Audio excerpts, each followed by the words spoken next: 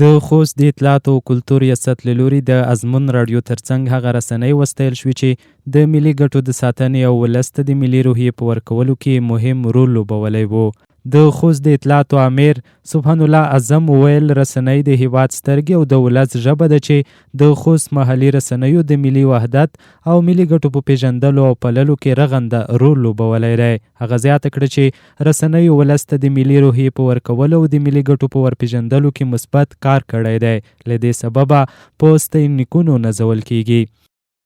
هغه رسنۍ چې په ښه شان سره یې کارونه مخته وړي دي او لاسته راوړنې لرلې، د دوی د پروګرامونو معنوي ډلې ترتیب کړې وې او په راتلونکي کې به انشاءالله د رسنیو د تشویق په خاطر، د رسنیو د بهبود په خاطر موږ نور ځانګړي مراسم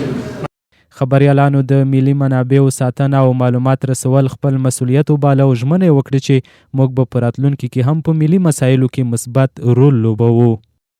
په ملي مسایلو کې د دوی رول ډېر زیات دی، ځکه د خلکو یووالی، همداشان د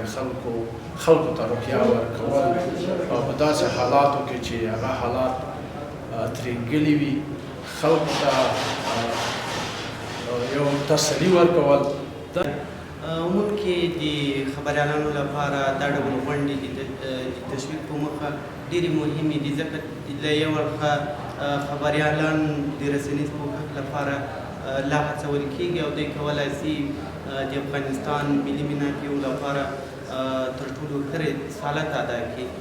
په خوست کې د اطلاعات او کلتور ریاست دا ستاینه په داسې مهال کیږي چې خوست رسنیو د پاکستاني پوځي رژیم پر وړاندې د افغان ځواکونو انتقامي بریدونو ته ښه انعکاس ورکړی و او ملي ګټې تر هر چا لوړې او مهمې بللې وې.